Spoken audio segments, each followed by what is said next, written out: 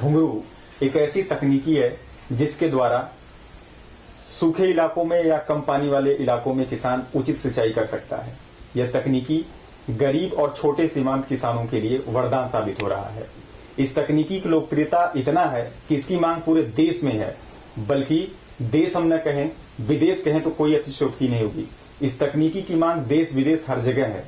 इस तकनीकी के बारे में जानकारी देने के लिए हमारे साथ मौजूद हैं भुंगरू तकनीकी इनोवेटर विपिनोकेतन पाल जी। हम इनसे बातचीत करेंगे, भुंगरू क्या है इसके बारे में अधिक जानकारी लेंगे। सर, सबसे पहले आपका स्वागत है। Thank you sir. सबसे पहले आप अपने बारे में बताइए। मैं बहुत मिडिल क्लास घर का लड़का हूँ। बंगाल की एक छोटी सी शहर है चिंसुरा, हुगली जिला के अंदर से पढ़ाई करके आ चुका हूँ। जब बंगाल में था तब पानी है, तरह तरह के पानी का दिक्कत तो देखा नहीं है, लेकिन आपको पता होगा एक बार बहुत बड़ा बाढ़ आया था कि बारिश के बाद। तो दैट टाइम पहली बार मुझे पता चला, हम गंगा के किनारे रहते हैं इसलिए पहली बार पता चला कि पानी के भयावह रूप क्या हो सकते हैं और पानी कितना ताकतवर है। उसके बाद जब मैं पढ़ाई हायर स्टडीज करने के लिए जब गुजरात आए, तो गुजरात में मुझे दिखाई दिया कि पानी नहीं होता तो क्या दिक्कत होता है।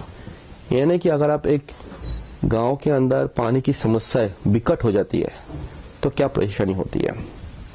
ये दोनों दिक्कत देखते हुए पता चला पानी ज्यादा होना ये भी तकलीफ की मुद्दा है, अतिरिक्त पानी मुद्दा है, और पानी नहीं होना वो भी बहुत बड़ा मुद्दा हो जाता है। कुछ पता तो नहीं था कैसे सोल्यूशन दे इसके बारे में, लेकिन दिल में तो एक इच्छा ये थी कि भाई ऐसा क्यों ना करे, जब ज्यादा पानी हो वो पानी से हम लोग को बचाएं, और जब पानी नहीं हो तो लोगों को पानी दे। उसी को ध्यान में रखते हुए हम लोग भुंगरू बनाए। भुंगरू तकनीकी क्या है? भुंगरू शब्द एक गुजराती शब्द है, देशी गुजराती शब्द है। इसका मीनिंग होता है हॉलो पाइप, खाली पाइप जिसको बोलते हैं ना, ये खाली पाइप।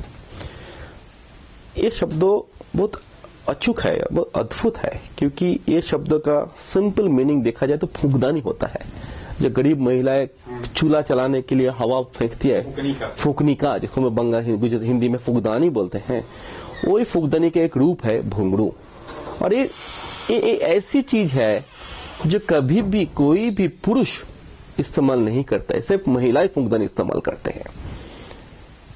तो अगर ये महिलाओं की एक तकनीकी सुविधा अथवा तकनीकी टूल व तकनीकी यंत्र बोल सकते हो, तो हम लोग उसी तरीके से भुंगरू को एक महिलाओं द्वारा, महिलाओं के लिए, महिलाओं केंद्रित एक तकनीकी तंत्र बनाने की कोशिश की है। अभी मैं आपको बताने की कोशिश करूंगा भुंगरू है क्या। भुंगरू एक हॉलो पाइप है, खाली पाइप है, जो जमीन के अंदर हम लोग गाड़ देते हैं, जिसके अंदर अलग अलग जगह पे हम लोग जरूरत मुताबिक छेद करते हैं। और वो छेद करने का कारण ये होता है कि ऊपर का पानी बरसात के टाइम में जो एक्स्ट्रा पानी आपका जमीन के ऊपर तैरते हैं, जिसके लिए आपका जो फसल है वो फसल खत्म हो जाता है, पचन हो जाता है, वो पानी से फसल को बचा देने का, यानी कि पानी को उठा के पाइप के अंदर से डाल दिया तो छेद होकर पानी अंदर गया तो कहाँ गया, तो जिस जगह पे पानी संग्रहण क्षमता है जमीन के अंदर, जमीन के नीचे, जमीन के लेयर से शुरू करके नीचे जाते जाए, अलग अलग लेयर के अंदर आपको मिलता जाएगा, उस लेयर के अंदर पानी को आपको स्टोर कर देना। जैसे आप अलमीरा के अंदर बुक रखते हो शेल्फ बना के, ऐसे जमीन के अंदर धरती माता हमको शेल्फ देता है पानी रखने के लिए, जो पहले हमारा पिताजी, उनके भी पिताजी यूज करते थे, अब ये सूख गए। उस जगह को आप लेके जाओ और पानी को स्टोर करने की कोशिश करो, और ऊपर का पूरा पानी चुसवा लो। आपका बरसात का फसल की पचन से फसल बच गए और आपका जमीन पानी मुक्त हो गए। फिर आपको क्या करना है, सिंपल, जब भी आपको ठंडी का मौसम आया कि गर्मी का मौसम आया, और भुंगरू अपन ढक्कन खोल दीजिए, सिंपल पाइप डाल के पानी निकाल के अब सिंचाई कीजिए। तो भुंगरू एक तकनीकी प्रयोग है जो बरसात का एक्सेस पानी, अतिरिक्त पानी जमीन के अंदर संग्रह करे रखने का है, और बाद में किसान भाई को वो पानी आपसने का। भुंगरू तकनीकी का विचार आपके मन में कैसे आया? मैं अर्थक्वेक के बाद, भूमिकंप के बाद जब गुजरात में था, तब मुझे ठंडी के टाइम में लोगों की तकलीफ देखते हुए बहुत कष्ट हुआ था। तो मैं गांव में गरीब लोगों को मदद करने के लिए कोशिश कर रहा था। उसके बाद जब गर्मी का सीजन आया ठंडी के बाद, तब भूमिकंप का 3 महीना बीत चुका था, लोगों के अंदर भूमिकंप का इमोशनल अटैचमेंट तो खत्म हो चुका है देखा जाए तो गांव के लोगों की दिक्कत इतने विकट था जब समझ नहीं सकते हो। मैं देखा छोटे बच्ची को कुआं का जो लेवल है तो पानी सूख गया है, तालाब का जो नीचे का लेयर है वो तालाब का नीचे का लेयर को और 3 फीट खोद के छोटे बच्चे को उतर देता है, उनमें से नीचे जो काला वाला गंदा पानी मिल रहा है वो लेके वो लोग पी रहे हैं। तो इतना विकट समस्या था। तब मैं जब वो पानी खुद टेस्ट किया तो मुझे पता चला उसमें नमक ही नमक है, पी नहीं सकते। तब मुझे पहली बार ये 2 चीज की प्रश्न आई, एक कि भाई लोगों के पास पानी तो है नहीं, यहाँ पे गर्मी के टाइम में कोई पानी नहीं है, और जो भी पानी है वो जमीन के नीचे पानी का लेयर है लेकिन नमक वाला पानी है। और बरसात के टाइम में यहाँ पे बारिश तो हो रही है, भले कम हो रही है, डेजर्ट एरिया है लेकिन कम हो रहा है, लेकिन पानी तो जाते हैं। तो वो पानी बरसाती पानी है, तो वो बरसाती पानी जैसे डेंसिटी कम होती है और नीचे वाला नमक वाला पानी जिसमें डेंसिटी ज्यादा है, तो क्यों ना ये बरसात वाला पानी को मैं फिल्टर करके नीचे लेके जाऊं और नीचे वाला जो नमक वाला पानी है उसको ऊपर स्टोर करने की कोशिश करो। तो नीचे वाला जो हेवी पानी है, जो हेवी डेंसिटी वाला पानी है, ऊपर जो लाइट डेंसिटी वाला पानी एक दूसरे के साथ रह सकता है और हो सकता है, क्योंकि लेंस फॉर्म हो जाएगा जैसे पानी के ऊपर तेल तैरता है। उसी के प्रिंसिपल पे पहले सोच मेरे दिमाग में है कि भुंगरू बन सकता है। That was the first way we started Bhungroo. वो एक सोच था, वो सोच को अगर ऑपरेशनल सेट करना है तो आपको ट्रायल करना पड़ेगा। तो करते गए, फेल होते गए और धीरे धीरे उस सोच को एक सचोट वैज्ञानिक रूप में एक तंत्र के लेवल पे लेके आए। लेकिन सिर्फ पानी ले नहीं थी, तो पानी आपने उतार दिया, एक काम हो गया, बरसात का लोगों को सुविधा हो गया। लेकिन सामान में विंटर में तो पानी चाहिए ना, तो फिर वो पानी को उठाए कैसे? तो फिर उठाने की एक पद्धति सेट करना पड़ता था।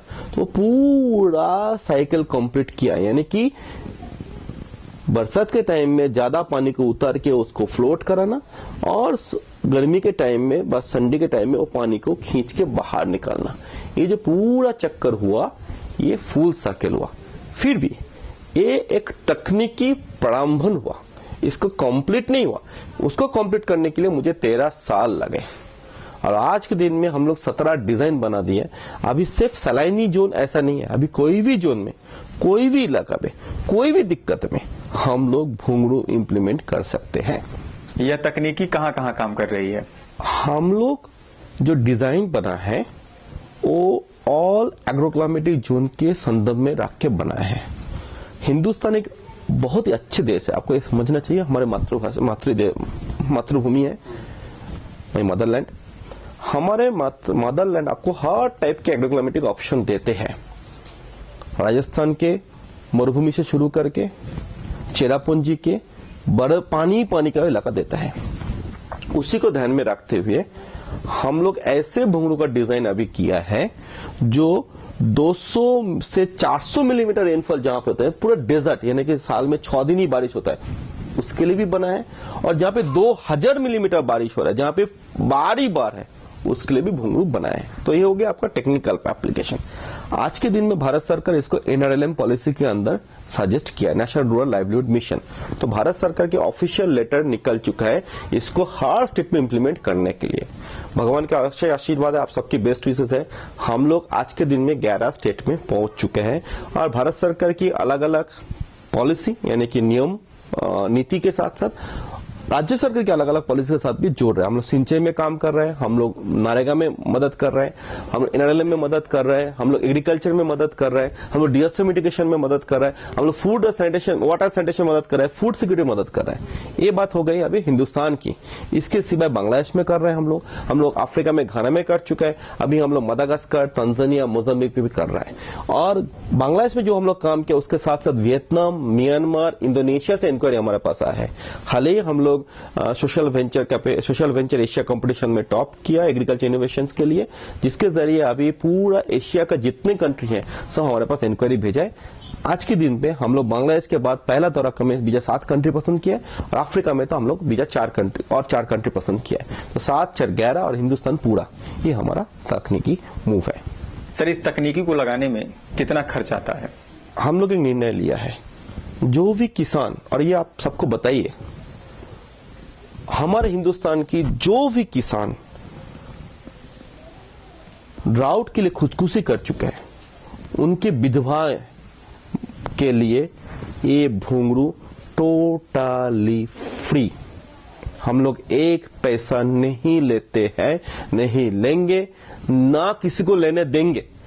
हमारा डायरेक्टर मैडम जो एक लेडी है, उन्होंने ये प्रॉमिस किया हम सबके सामने कि हम लोग गरीब किसान की विधवा महिला के लिए एक पैसा नहीं लेंगे, भले हम नुकसान करें।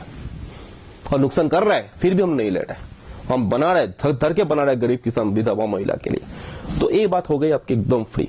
तो घुंघरू का ये होगा प्राइसिंग स्ट्रेटेजी। घुंघरू का खर्च को देखा जाए तो मिनिमम खर्चा देखा जाए तो हमको 8 लाख रुपया मिनिमम लगता है एक ही बार लागत है। 30 साल के लिए 20 एकड़ को आपको सिंचाई देगा। तो आप देखा जाए तो this is the least cost model across the globe. 8 lakh सबसे कम खर्चा है, जो सबसे कम डेप्थ पे हमको टेस्टिंग का खर्चा बहुत ज्यादा होता है और मैक्सिमम खर्चा होता है 30 लाख के आसपास। तो उसी के अंदर घुंघरू का खर्चा जाता है। तो एवरेजली 10 से 12 से 13 लाख के अंदर जनरल जगह पे हो जाता है। अगर आपको हिली रीजन जो बैसल रीजन है जहाँ पे टेस्टिंग का खर्चा ज्यादा होता है, वहां पे थोड़ा ज्यादा होता है, लेकिन वो एक ही बार होता है, उसके बाद आपको खर्च करने का जरूरत नहीं है।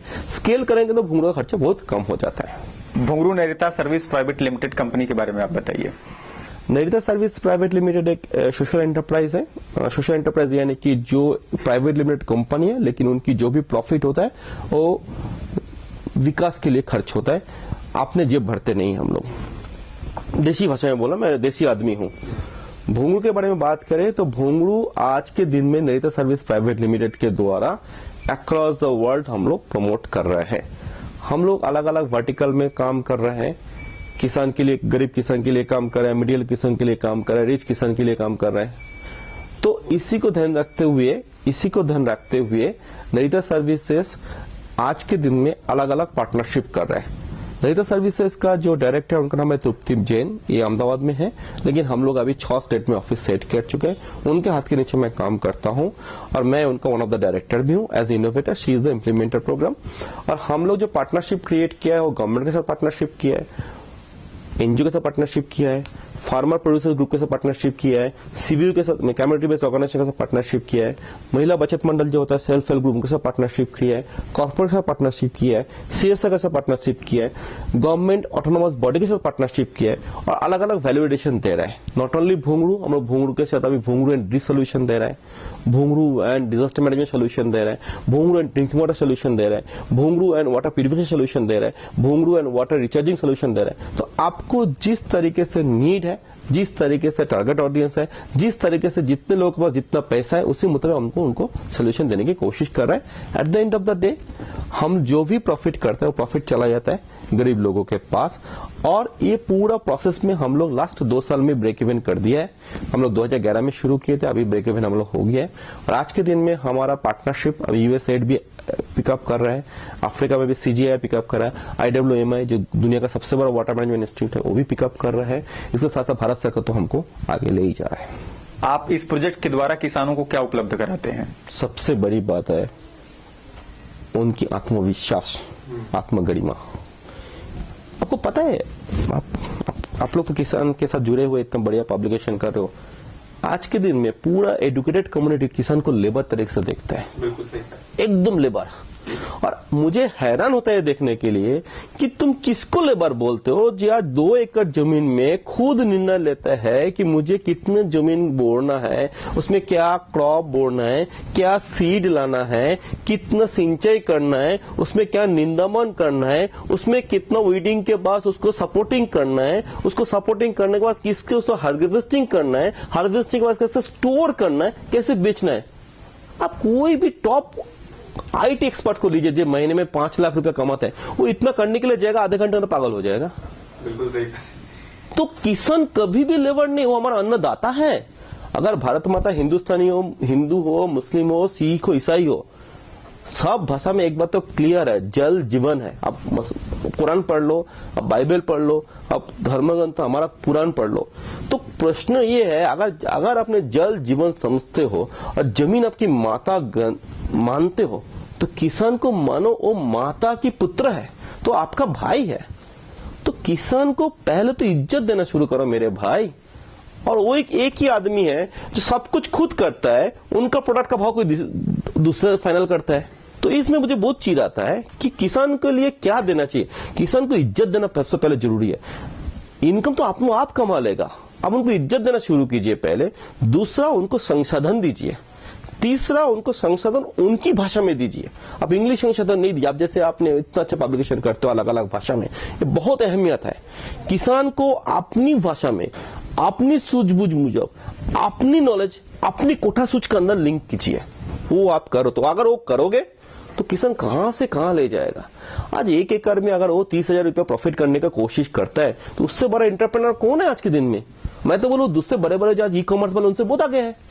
क्यों आगे नहीं है वो? और नंबर कम नहीं है। आज के दिन में हिंदुस्तान में देखो तो 75% पॉपुलेशन है। तो इससे बड़ा मार्केट हिंदुस्तान में और क्या हो सकता है। सरकार को यह समझना चाहिए कि किसान को इज्जत दो, किसान को गरिमा दो, किसान की जरूरत मुझे टेक्नोलॉजी दो, वो टेक्नोलॉजी यूज करने के लिए प्लेटफॉर्म दो, और वो टेक्नोलॉजी यूज करने का फेल हो तो उसको सपोर्ट करो। फेल तो सभी, हम भी फेल होते हैं। तो किसान के लिए हम लोग यही सब तरक्की और तबक्का और प्रश्नों का उकेल और समाधान करने की कोशिश कर रहे हैं। सर, इस तकनीकी को लगाने में आपने कौन कौन सी चुनौतियों का सामना किया? सबसे बड़ा चैलेंज ये था, किसान का दिल में बैठ गया मैं तो बेवकूफ और पागल हूं। कि उन्होंने बोल रहे थे कि सब आप ऐसी बात करो जो हम लोग 100 साल से देख रहे हैं, जो हो ही नहीं सकता। हम लोग कभी ये सोच नहीं सकता जमीन के ऊपर का पानी जमीन के नीचे जाएगा फिर वापस आएगा, ऐसा हो ही नहीं सकता। हम तो समझते जमीन का ऊपर का पानी ऊपर से चला जाएगा। तो सबसे बड़ा चैलेंज था किसान को दिल तक पहुंचना। That is the challenge number 1। उनको दिमाग में ये चीज उतरने का ये चीज हो सकता है, ये सेकंड चैलेंज था। थर्ड चैलेंज था, अगर किसान जब मान लिया और उन्हें करने लगा तो इसके लिए इसको आगे ले जाएंगे कैसे। तो इसके लिए हमने इसको ओपन सोर्स करने की कोशिश किया। सब सीखो। आज एप्पल को ओपन सोर्स नहीं किया, उन्होंने 70,000 का मोबाइल बेचता है तो 70 का 1 पैसा भी आपको ओपन सोर्स नहीं दिया। हम लोग ये पूरा चीज ओपन सोर्स करने की कोशिश कर किसान को सिखाने को शुरू किया। जब सिखाने के लिए गया तो पता चला कि दिक्कत क्या होता है। उनकी जो सोच है वो बहुत अच्छा है। हमारा जो सोच IIM का जो बैकग्राउंड है उसका जो सोच है वो टोटली अलग है। तो हमारे लिए दिक्कत ये था, हमारा सोच को चेंज करके उनका सोच के साथ जोड़ना, वो एक चैलेंज था, वो हमने सॉल्व किया। उसके बाद देखा कि महिलाएं जो है उनको अगर ये पूरा सोच आप दिया, नॉलेज आपने दिया, उनको अगर कैपेसिटी बिल्डिंग पूरी तरह से किया तो they can be the women climate leader. आज हम लोग वही किया। पूरा टेक्नोलॉजी हम उठा के पुरुष से जगह पे महिला के हाथ पे दे दिया, ओपन सोर्स में दे दिया। महात्मा गांधी ने एक बात किए थे, आपने सुना होगा, अंत्योदया। उसका मीनिंग होता है serving the last person in the queue. और last person in the queue always महिलाएं होते हैं। तो हम लोग वही अंत्योदया को महात्मा गांधी बापूजी ने जो हमको सिखाए थे वो हम लोग हकीकत में मिलेनियम के बाद हिंदुस्तान में इंप्लीमेंट करने की कोशिश किया। That was the biggest challenge. And आप सबकी बेस्ट विशेष के जरिए वो हम लोग सक्सेसफुल हुआ। हम नहीं बोल रहे, यूनाइटेड नेशन जो अवार्ड आज दिया है भुंगरू को, वो दिया है वुमेन फॉर रिजल्ट, महिलाओं की प्रगति के लिए रिजल्ट दिया है। तो ये सब चैलेंज हम लोग फेस किया।